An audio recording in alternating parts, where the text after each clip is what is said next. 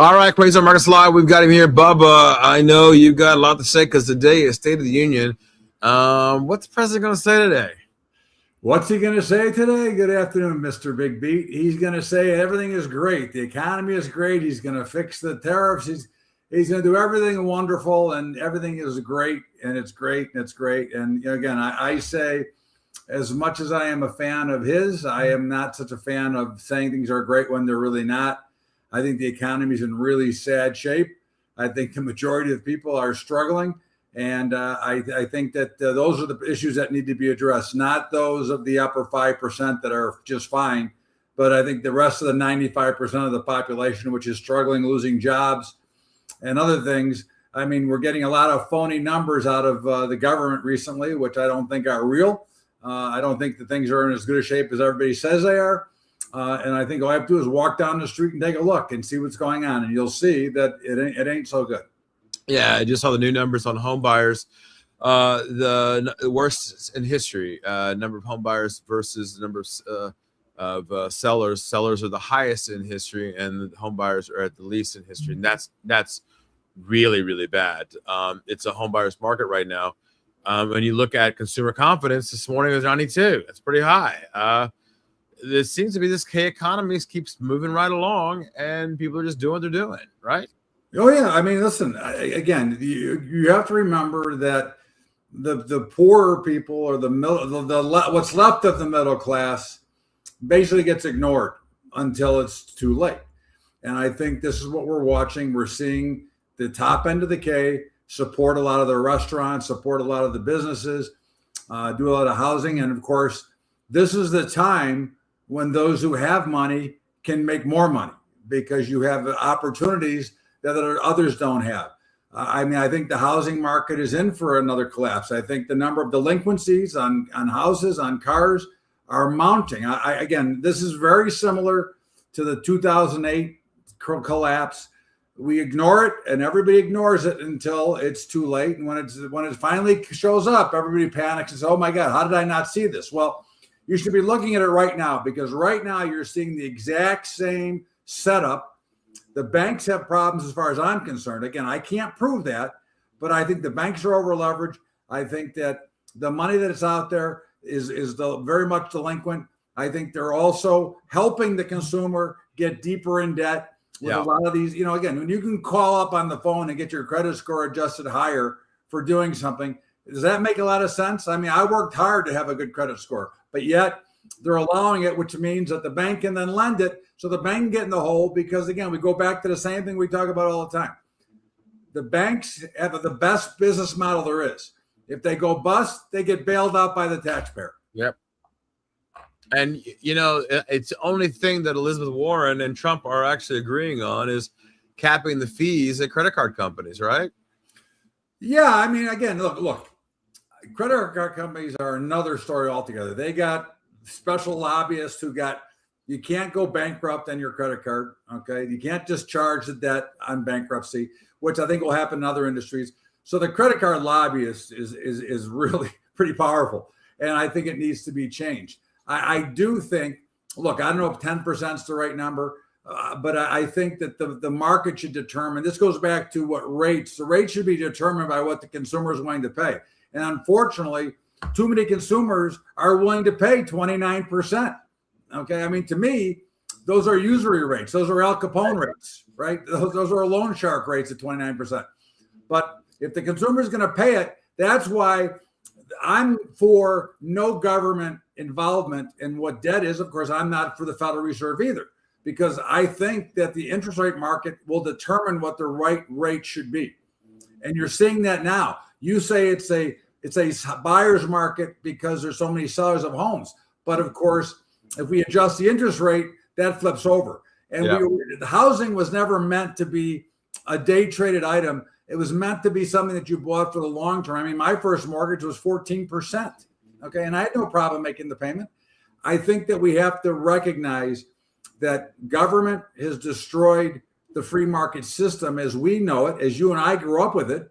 Yeah. And there's too much manipulation by the Federal Reserve and others in what interest rates should be. the simplest, easiest way to determine the price of something is to put it out open auction to the free market. They'll tell you what interest rates are, what they should be. Well, you're going to hear today from the president saying the economy is good. I understand he's going to say it's my economy now, and I understand he's going to talk about Iran. He's going to talk about Ukraine. He's going to talk about some of the big picture things that people have been questioning and asking, because this is the administration that he said he's going to fix all these problems. He's the only one who can do it, and now he's going to have a big meeting today. And he's going to talk about it tonight. So, what do you feel like the mood really is in the country? What do you feel like? Are people going to accept it, or is it going to be like some of the Democrats in the House not going to show up? Well, I mean, I think that's silly that they're not going to show up. We won't get into a political debate here. Right. But at the end of the day, okay, the economy is not so good. Okay. Now, I give him credit for trying a lot of the things he tries to do. But unfortunately, you and I both know that, it's not like the CEO of a company can make a decision that ramps down all the way through and they can fix the problems. I think that he's done one hell of a job trying to fix many of the issues out there. And I'm not going to say he always does it right, but I think he's done a great job trying to fix it. But you got to get through Congress. You got to get through the Senate, and you got to get through all the other people on the road. And unfortunately, there's too much graft and too many other things going on with our political system that don't allow the president to actually really get to the fix. Okay. So again, we're looking at a system. And again, I keep saying the same thing. It's a broken system that nobody works together. This is a system that there's too much stuff, too many things being taken out from the politicians. Yeah. And every bill that goes through, there's too many side deals that are being made, which again is not the right way to run a business. And you make no mistake, the United States of America is a company. It is a business that should be run like a business. And of course, the liberal issues are fine. Whatever you want to do at home, that's great. I got no problem with what you do. I don't care what anybody does. Right. But when it comes to fiscal responsibility, this is one major corporation, or it should be run like one major corporation. Yeah, and when you look at the next level of things coming down the pipe, let's just say, for example, he is going to talk about tonight a little bit about his fiscal crypto. He's going to talk about the banking system a little bit.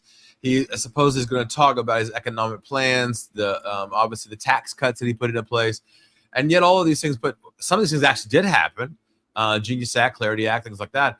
But the deficit is still growing and wider now than ever. The debt is way wider than it ever before. Nothing's really working here, it seems. Well, it's hard unless you want to draw a hard line, okay, which I think we should. But again, I'm in a little different position. But unless you're going to draw a hard line and stop with all the freebies that go out there and really become fiscally responsible, which again, we can start with Social Security and work our way farther. Okay. Retirement age should not be 66 years old. It should be 78 years old. There is too much money that is being given away for too many programs that make no sense. I'm tired of working, Ty. What are you talking about? I've been working since I was 12. What are you talking about? Hey, but don't you agree? Yeah, I agree. Social Security should be 78. Again, if you're going to run a Ponzi scheme, Social Security is a Ponzi scheme. Okay, around 73 is probably better. Well, I mean, if the average living age is 75, if you use the same formula that Roosevelt used, the socialist, right? You go 62 is the average living age, 65 was retirement, 75 retirement age, 78 is retirement. That's what I think, because again, people want to work longer anyways, and it allows them to stay in the workforce. They don't get forced out. Of course, we're going to be forced out by AI, many of these people anyways, which is another problem, which is going to bring in universal basic income, which is another disaster altogether. You literally took the words out of my mouth. AI, we saw this big sell-off yesterday, and because of AI, Anthropic sends out this Claude message, and the world just falls apart because Claude's going to take over the world. And I have Claude on my machines, and I'm like, I don't think so. Not yet, at least. It can write some code, great, and I can do that. But IBM just took a beating yesterday. Why? Well, I mean, stocks get a little bit overvalued. They get a little bit overpricey. Listen, when people want to sell, when the panic sets in, Yeah. they just rip them. Okay. Again, there's no rhyme or reason. Everybody always wants to know when a big general sell-off starts, every asset class gets pounded first, and then they find the ones they want to buy.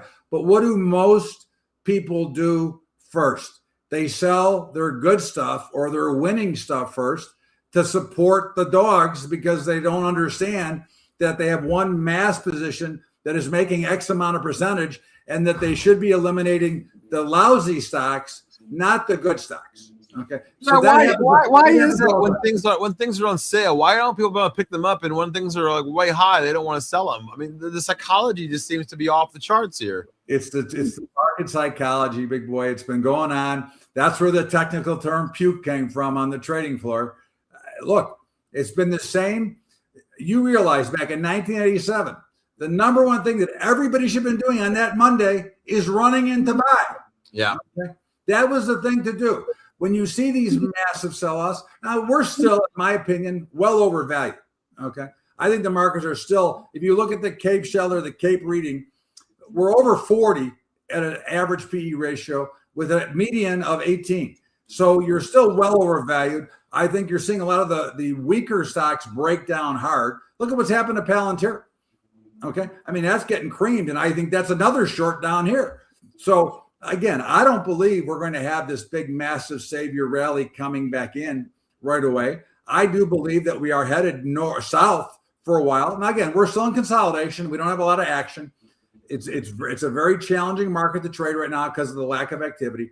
But I think the next big move, in my opinion, will be lower. Okay? Yeah. And again, that doesn't make it bad. Remember, if we look at statistics, the stock market has gone up 8.5% year over year in history, and 10% year over year since 1950. So I'm not worried about America. I'm not worried about the collapse, but certainly valuations are awfully high up here, and they're awfully rich.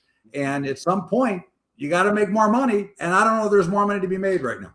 Yeah, the Cape ratio now sitting at 39.78. It's, I mean, you're talking about in the .com area is right around 42. So we're not that far off.